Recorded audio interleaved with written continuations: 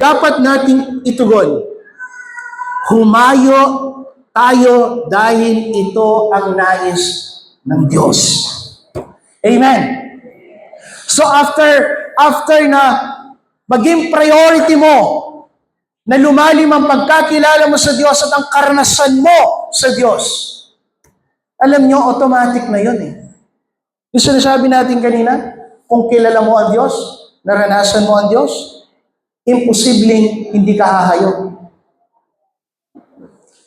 Kapag nakakita ka ng sale, na alos piso lamang yung mga product doon sa lugar na yon, nagkataon na napadaan ka, nakita mo sale, up to 100%.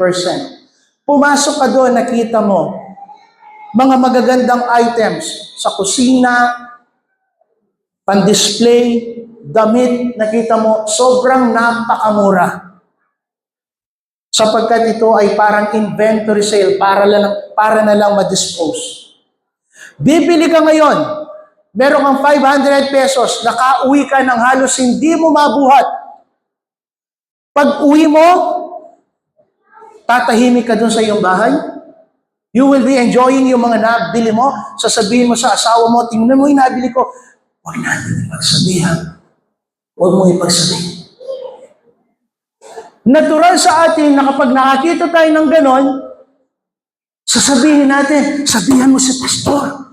Marami siyang damit na mabibili doon na magagamit niya during Sunday worship. Sabihan mo si sister, iti-text ko si brother para kaagad pumunta sila doon, baka maubusan sila.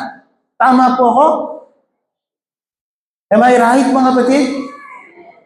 Kasi naranasan mo yung nakamura ka. Gusto mo maranasan din nila. Anong punto ko? Nakilala mo si Kristo? Naranasan mo ang kanyang pagliligtas? Naranasan mo ang kanyang kalayaan? Hindi ba natural na ito ay pagsabi mo?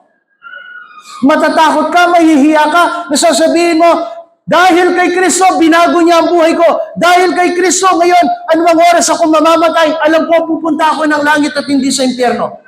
May nakakahiya po ba doon? May nakakatakot po ba doon? Ano ngayon kung hindi tatanggapin ng mga tao? Ano ngayon kung hindi ka paniniwalaan? For as long as sinabi mo, yung nakita mo, yung naranasan mo na maganda, na gusto mo lang ipasa sa kanila. And it's up to them kung tatanggapin nila or hindi.